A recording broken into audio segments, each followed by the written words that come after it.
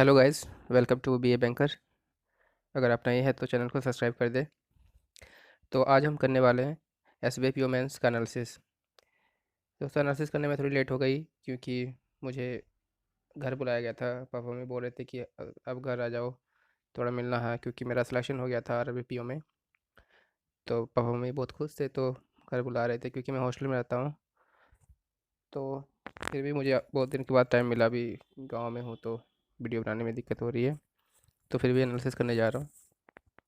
तो सबसे पहले बात करता हूँ कि मेरे अटेम्प्ट के।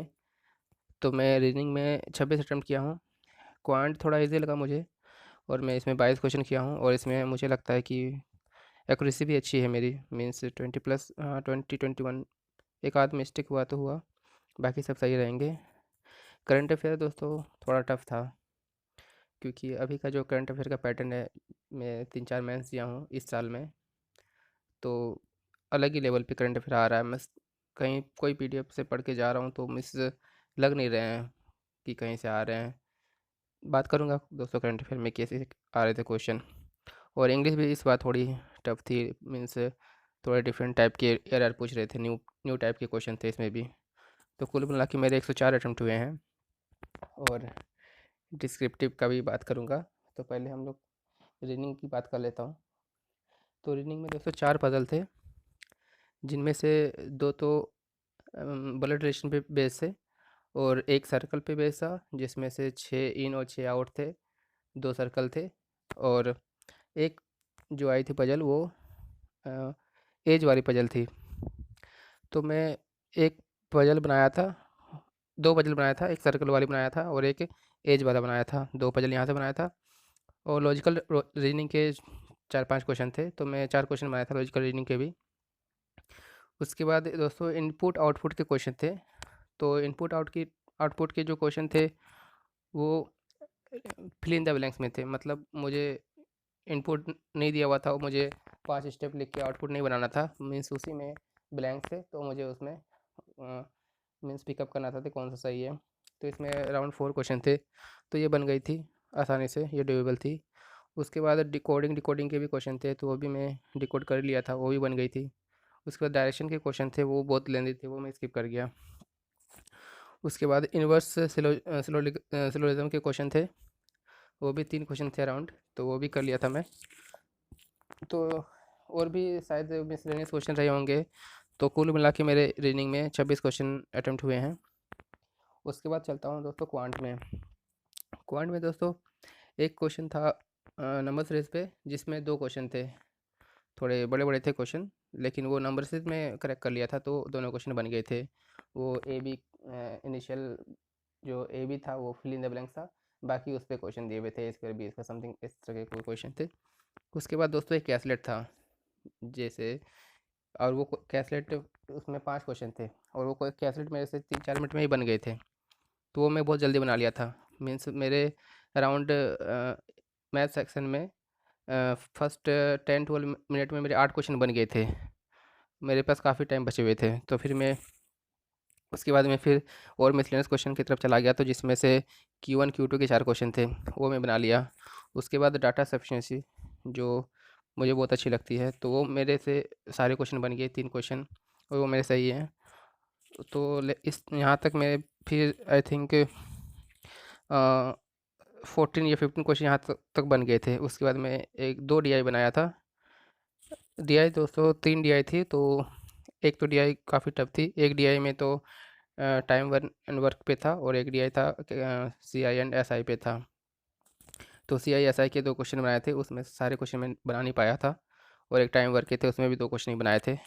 बाकी इधर उधर ब्लैंक के क्वेश्चन होंगे। अर्थमेटिक का क्वेश्चन 2-4 था, तो वो ले दे के मेरे 22 अटेम्प्ट हुए। तो क्वांट सेक्शन मेरा बहुत अच्छा गया। तो यहाँ पर मुझे कॉन्फिडेंस मिल गया था मुझे, क्योंकि एक बार जब सिलेक्शन हो जाता तो फिर कॉन्फिडेंस बूस्ट हो जाता है, तो उसका असर मुझे इस एग्ज़ाम में देखने को मिला। दोस्तों करंट अफेयर का लेवल काफ़ी अच्छा था, क्योंकि और इस साल सारे एग्ज़ाम में, जैसे मैं इस साल 3-4 मेंस का एग्ज़ाम दिया हूँ, तो करंट अफेयर का लेवल काफ़ी अच्छा था। और स्पेशली SBI PO मेंस में तो बहुत ही अच्छा था इसका लेवल, जैसे क्वेश्चन की बात करें तो जैसे सेंट्रल गवर्नमेंट के जितने बहुत सारी स्कीम आए थे, आई थिंक 7-8 स्कीम्स आए थे, और उसमें 4-4 लाइन में वो अपने स्कीम के बारे में बता रखे थे और मुझे ऑप्शन में दे रखे थे इनमें से कौन से पॉइंट सही है, 1 and 2, 1, 2 and 3, लाइक दिस। तो अगर आपको एक भी पॉइंट अगर नहीं आती है उस स्कीम की, तो आप वो क्वेश्चन लगा नहीं पाओगे। उसके बाद आरबीआई के भी कुछ क्वेश्चन स्कीम्स थे, उस पे भी क्वेश्चन थे। मीन्स पेपर अच्छा खासा था करंट अफेयर का। तो अब ऐसा ओल्ड पैटर्न पे क्वेश्चन नहीं आ रहे दोस्तों, तो करंट अफेयर को आप लोगों को बहुत ही डीप पढ़ना पड़ेगा, बहुत ही डीप पढ़ना पड़ेगा। आप लोगों को जितने भी सेंट्रल गवर्नमेंट की स्कीम्स हैं वो अपने कॉपी में नोट डाउन करके रखने पड़ेंगे और इसको अच्छे से याद करने पड़ेंगे। दोस्तों अगर इंग्लिश की बात करूँ तो इंग्लिश भी सही था। इंग्लिश में एक नए पैटर्न के क्वेश्चन देखे गए थे जो कि एरर में थे। एक एरर में थे वो कि एक एक सेंटेंस दिया हुआ था, उस सेंटेंस में एक एरर था, तो वो सेम पैटर्न का एरर मुझे निकालना था बाकी सेंटेंस में जो क्वेश्चन में दिए हुए थे। तो ये थोड़ा नया क्वेश्चन लगा मुझे, तो इसे बनाने में थोड़ा दिक्कत हुई थी। बाकी तो इसमें फिर 3 आरसी भी थे, 5-5 क्वेश्चन के 3 आरसी थे। उसके बाद इसमें वर्ड स्वैपिंग भी थे, 3-4 क्वेश्चन वर्ड स्वैपिंग के थे भी थे। उसके बाद मैच द कॉलम के भी थे, वो भी नए पैटर्न के थे। उसके बाद एक फिल और कुछ क्वेश्चन फिलर के भी थे। तो ले देख के ओवरऑल इंग्लिश ठीक था और इसमें मेरे अटेम्प्ट हुए थे 26 out of 35। दोस्तों अगर डिस्क्रिप्टिव की बात करूँ तो ये मेरे लिए एकदम नया था, क्योंकि ये मेरा पहला अटेम्प्ट था मेंस का, अगर किसी एग्ज़ाम में डिस्क्रिप्टिव पूछा गया हो तो। क्योंकि मेरे ये सारे एग्ज़ाम जो मेरे फर्स्ट अटेम्प्ट में ही थे, आरआरबी में भी मेरे फर्स्ट अटेम्प्ट में निकल गए, और ये भी मेरे एसबीआईपीओ मेंस भी मेरे जो फर्स्ट अटेम्प्ट भी था, तो मुझे कभी डिस्क्रिप्टिव का एक्सपीरियंस रहा नहीं था। तो मैं बस थोड़ा लेटर का फॉर्मेट पढ़ के गया था, और बाकी जो ऐसे वगैरह के लिए तो बस थोड़े बहुत जो नॉलेज थे इधर उधर से पढ़ के, न्यूज़ व्यूज़ वगैरह से पढ़ के, बाकी कुछ कुछ पढ़ के गया था। बस सिर्फ लेटर का फॉर्मेट देख के गया था और कुछ दिन टाइपिंग किया था अपने लैपटॉप पे। तो बस इतना ही था। तो मेरे तो दोस्तों इसमें बता देता हूँ कि इसमें करना क्या होता है। इसमें 2 क्वेश्चन आते हैं, एक लेटर के और एक ऐसे के। तो लेटर में भी आपको 3 ऑप्शन रहेंगे, 3 क्वेश्चन रहेंगे, उसमें से आपको कोई एक ही करना है। और ऐसे में भी आपके पास 3 क्वेश्चन रहेंगे, उसमें से आपको कोई एक ही करना है। तो पहले तो सब लेटर करते हैं, क्योंकि वो थोड़ा उसमें फॉर्मेट का ही थोड़ा अच्छा रहता है, फॉर्मेट का ही खेल रहता है, उसमें फॉर्मेट आप कर लीजिए। और उसमें बॉडी भी ऑलमोस्ट तो क्वेश्चन में ही दिया रहता है कि क्या आपको करना है। तो उसमें से बहुत ही कम टाइम में, मतलब आधे घंटे का समय मिलता है, तो आपको 12 मिनट में लेटर कंप्लीट कर लेना है। बाकी आपको ज़्यादा टाइम आपको ऐसे ऐसे में देना है, क्योंकि उसमें ज़्यादा लिखना पड़ता है। तो मैं भी वैसा ही किया, सबसे पहले मैं ऐसे किया, ऐसे में भी 3। तो लेटर की बात करूँ तो दोस्तों मैंने जो लिखा था वो था लेटर टू द एडिटर, और उसमें भी था, अगर टॉपिक था तो वो था एक कि अभी बहुत सारे स्पोर्ट्स पर्सन जिनका निधन हो गया है वो हमारे लिए इंस्पिरेशन थे, तो उन्हीं के बारे में लिखना था। तो वो मैं अच्छा से लिख दिया, मीन्स टाइप कर दिया।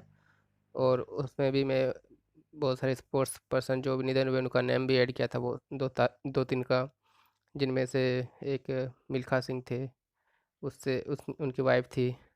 तो ये अच्छा से कर गया था मैं। उसके बाद था दोस्तों कि ऐसे में जो था उसमें भी 3 टॉपिक था। तो 3 टॉपिक में पढ़ा, और मुझे जो सबसे अच्छा लगा था वो था कि बेनिफिट्स ऑफ प्राइवेटाइजेशन। तो ये पॉइंट्स, काफ़ी सारे मैं पॉइंट्स इसमें लिख दिया था, और अच्छा से ये भी कर लिया था। और विद इन टाइम में आई थिंक 29th मिनट तक मैं इसको कंप्लीट कर चुका था। मीन्स 1 मिनट ही बचे थे मेरे पास, जो कि अगर थोड़ा स्पीड कम हो गई थी क्योंकि मैं ज़्यादा प्रैक्टिस करके नहीं गया था। तो इनमें भी वर्ड लिमिट था 200 का, तो मेरा जो वर्ड था वो 210 था। तो +-10 चलते हैं। तो लेटर भी मेरे अच्छे से हो गए और ऐसे भी अच्छे से हो गए। तो लेटर और ऐसे मिला के 50 मार्क्स का क्वेश्चन होता है, 30 मिनट में करना होता है। तो ये भी अच्छा से हो गया था। तो ओवरऑल पेपर मेरा सही रहा था। अब देखिए दोस्तों रिजल्ट क्या होता है, उनका वेट है। बाकी तो अभी तो डॉक्यूमेंट वेरिफिकेशन का भी आने लगा है बहुत सारा स्टेट में, तो उनके लिए भी जाना है। तो जैसे-जैसे टाइम मिलेगा मैं आप लोगों को बहुत सारा कुछ बताते रहूँगा। तो आप लोग मेरे चैनल को सब्सक्राइब कर दें दोस्तों। Thank you.